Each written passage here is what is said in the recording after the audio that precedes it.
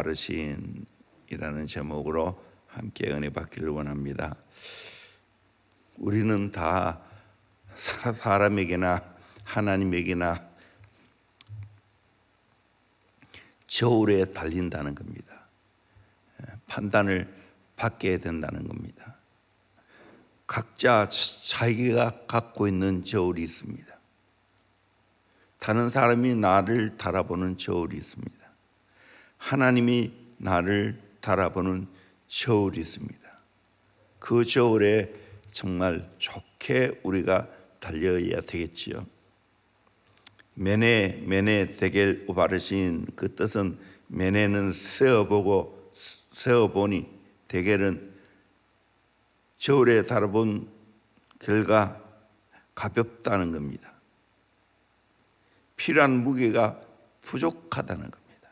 우바르신은 베레스의 복수입니다. 나누어진다는 것입니다.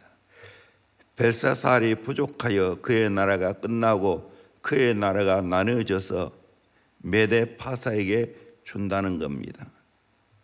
메네 데겔 바르신은 무게의 단위입니다. 또 메네는 느부갓네살 왕이라 말할 수 있고 데겔은 벨사살 왕이라 말할 수 있고 바르신은 메데 파사라고 말할 수가 있습니다. 분명한 사실은 하나님의 저울은 정확하다는 사실입니다. 사무엘상 2장 3절에 여호와는 지식의 하나님이시라 행동을 달아보시느니라. 욥기서 31장 6절에 하나님께서 나를 공평한 저울에 달아보시고 라고 말하고 있고, 잠언 24장 12절에 마음을 저울질 하시니가 어찌 통찰하지 못하시겠으며 라고 말하고 있습니다. 여러분, 언제나 하나님은 나를 다 달아보시고 지켜보시고 있다는 이 사실을 알고 하나님 앞에 인정받는 저와 여러분이 되기를 주의 이름으로 축원합니다. 첫째는 저울에 달려 부족한 사람 벨사살 왕에 대해서 지난주에 말씀을 드렸습니다.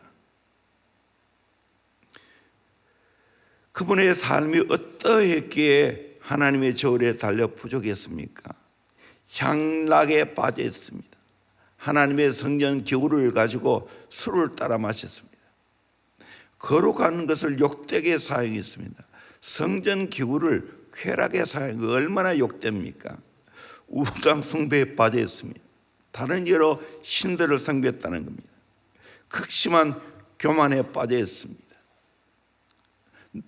선친인 느부갓네살 왕이 그렇게 짐승처럼 당한 걸 보고도 깨닫지를 못했습니다. 역사의 경고를 무시했다는 사실입니다.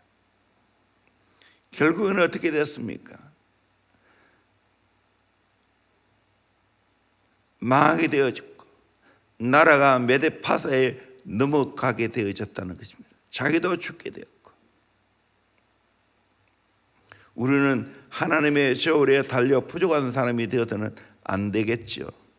오늘은 두 번째로 저울에 달려 충족한 사람 다니엘에 관한 말씀을 전하도록 하겠습니다. 첫째는 거룩한 신들의 영이 있습니다. 참 이것이 가장 귀합니다. 구약시대에 이러했다는 사실입니다. 11절에 왕의 나라에 거룩한 신들의 영이 있는 사람이 있으니 이 사람이 누구겠습니까? 다니엘이라는 사실입니다. 그래서 12절에 왕이 벨드사살이라 이름하는 이 다니엘은 마음이 민첩하고 지식과 총명이 있어 능히 꿈을 해석하며 은밀한 말을 밝히며 라고 말합니다. 14절에도 내가 내게 대하여 들으려 내 안에는 신들의 영이 있으므로 11절에 거룩한 신들의 영이 있는 사람이 있으니 내 안에는 신들의 영이 있으므로. 여러분, 저와 여러분들은 하나님의 신 성령이 우리 안에 있어야 될 줄로 믿습니다. 뿐만 아니라 다른 모든 사람들이 다 보게 될 줄로 믿습니다. 저 사람은 하나님의 영이 있는 사람이야. 성령이 역사하는 사람이야. 그걸 보여줘야 되지 않겠습니까? 억지로 보여주는 게 아니라 자연스럽게 나타나야 되지. 목사인 제가, 설교자인 제가 정말 하나님의 영이 나와 함께 한다는 것을 우리 최소한 성도들은 봐야 되지 않겠습니까? 경험해야 되지 않겠습니까? 여러분들은 살아가면서 정말 내가 하나님의 영인 성령과 함께 한다는 것을 가족은 보아야 되지 않겠습니까? 배우자와 자녀들은 보아야 되지 않겠습니까? 우리 아빠는, 우리 엄마는 정말 하나님의 영이 함께하는 사람이야. 이것이 최고의 축복입니다. 이 소리 듣기를 주의 이름으로 축원합니다. 이 소리 듣기를 주의 이름으로 축원합니다. 이것이 전부입니다. 이 해답이에요.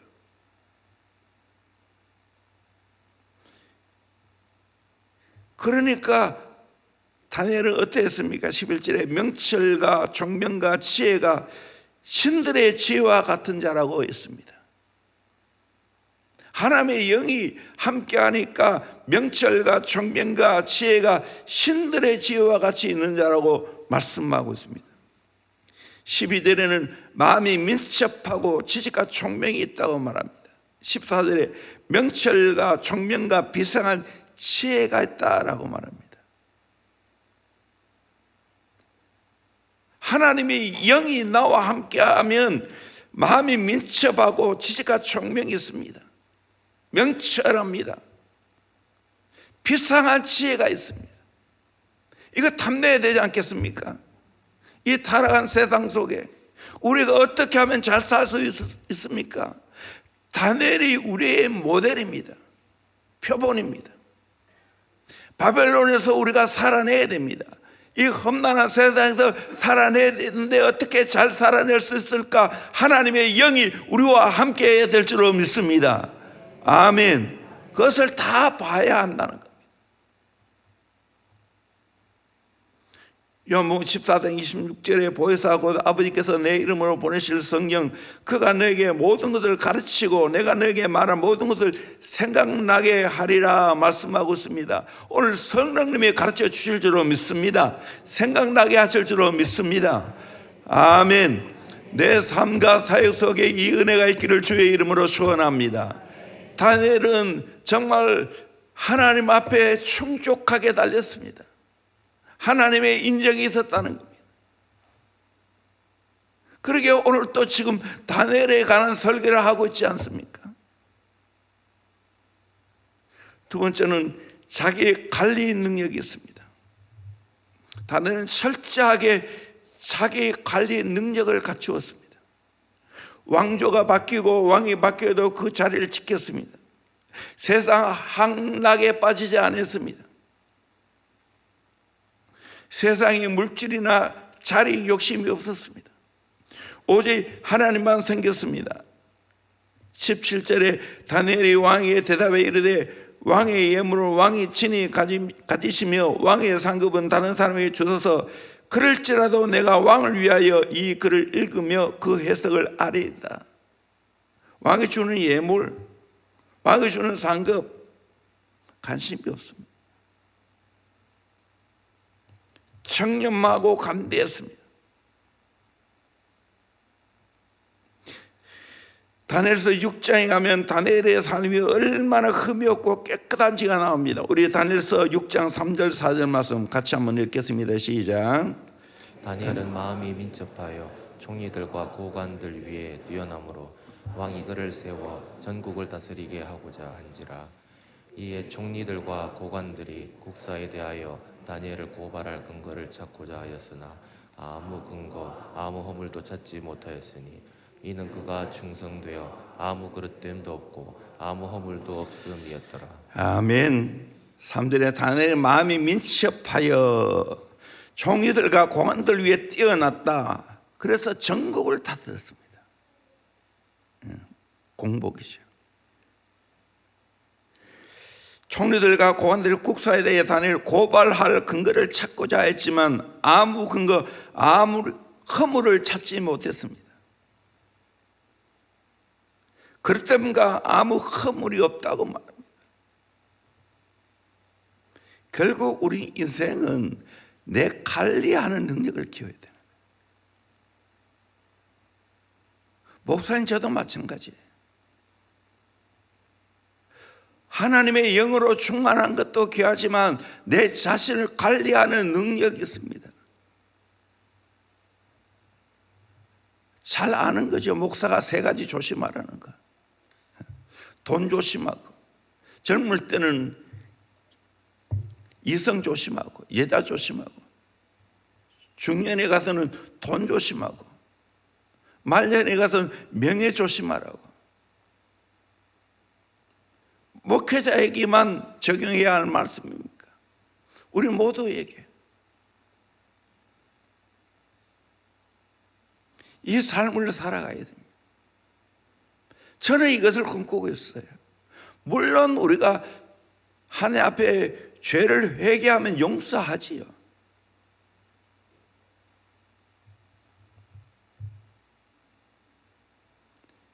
그러나 위에 있는 삶을 살아 내 관리를 제대로 못하면 그 자리를 지킬 수가 없어요. 소문나도 좋지 않은 거예요. 예를 들어 제가 여자에 관해서 소문이 나면 어떻게 되었어요? 저는 지금까지 철저하게 조심했어요. 거의 내 기억으로는 어쩔 수 없는 상황 가운데서 뒤에 사람이 많이 타 있고 내가 운전할 때 내 옆에 아내 외에 다른 여자를 태울 수 있지만 전에 기도원 갈 때 다 일일이 태워주었지만 때마침 보니까 내 옆에 여집사님이 마지막에 남아있는 거예요. 집사님 죄송한데 내려가지고 뒤에 타시라고. 덕을 위해서.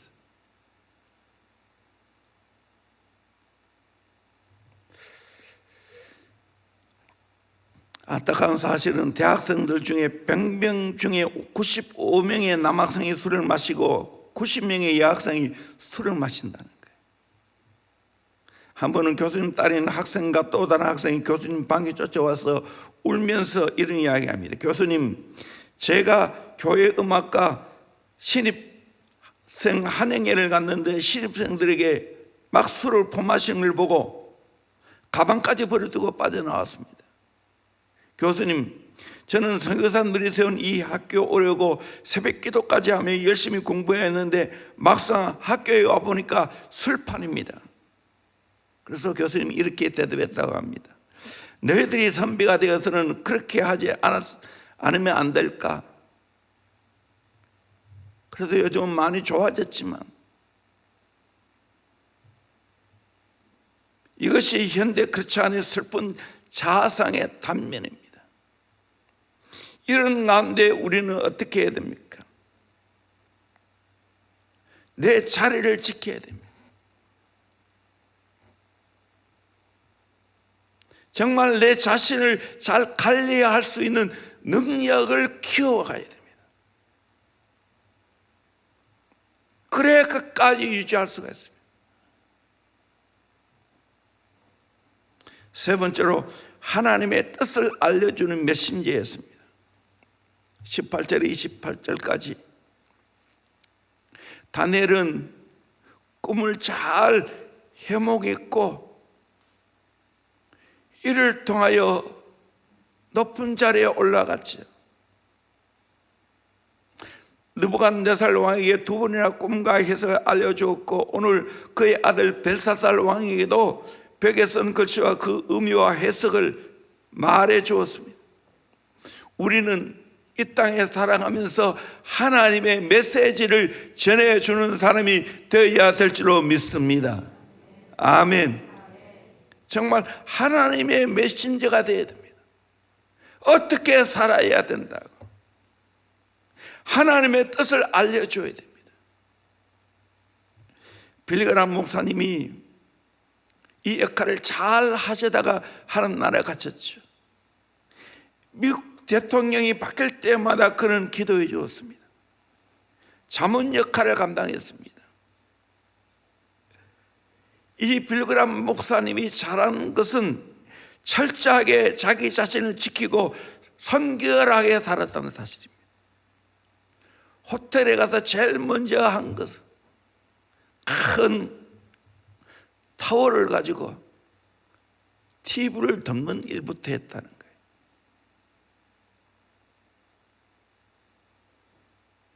그렇게 흠이 없이 깨끗하게 살다가 하나님의 메신저로서 대통령이 바뀔 때마다 축복하고 기도해 줬어요. 또 조언해 줬어요. 어느 당인가 상관이 없어요. 우리는 이런 삶을 살아가야 되지 않겠습니까? 하나님의 저울에 달려 가벼운 사람인가 충족한 사람인가 생각해야 됩니다. 우리는 벨사살 왕 같은 어리석은 인생을 살아가서는 안 된다는 사실입니다. 다니엘 같은 복된 인생을 우리가 살아가야 됩니다. 다니엘은 하나님의 영에 감동된 사람이었습니다. 오늘날은 구약시대보다 더 신약시대에는 보혜사 성령님이 우리 안에 와 계시지 않습니까? 그분의 지도를 받고 그분의 인도를 받지 않습니까? 저도 늘 내 안에 와 계시는 성령님과 함께 소통합니다. 어떤 말씀을 전할까요? 그러면 언제나 성령님이 제게 말씀해 줍니다.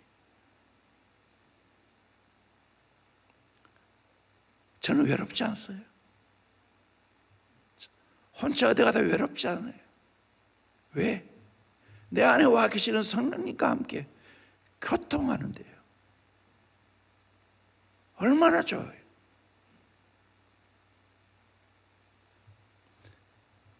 성령님께 순종하는 사람은 메사가 밀착하게 되었습니다. 뛰어나게 되었습니다. 명철하고 지혜가 충만하게 됩니다. 자기 관리할 수 있는 능력이 된다는 거예요. 어느 지혜에 가도 어디에 가도 그 역할을 잘 감당하게 됩니다. 이 시대에 하나님의 뜻을 전해주는 메신저가 되어집니다. 우리가 해야 할 사명입니다. 하나님이 나를 부르신 그날까지 다니엘처럼 이렇게 하나님의 저울에 충족한 멋있는 인생을 살아갈 수 있기를 주의 이름으로 소원합니다. 우리보다도 더 훨씬 어려운 가운데서 신앙생활한 다니엘을 기억하십시오.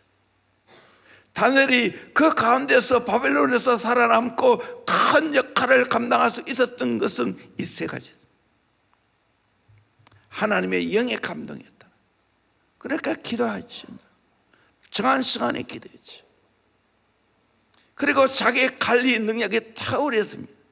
그리고 자기가 해내야 할 그 총리의 역할도 잘 감당하게 되었습니다. 그 어려운 시대에 이방 나라에서 하나님의 메시지를 전해주는 귀한 역할을 감당했습니다. 저와 여러분도 이런 복된 삶을 살아갈 수 있기를 주의 이름으로 축원합니다. 축원합니다. 기도하겠습니다.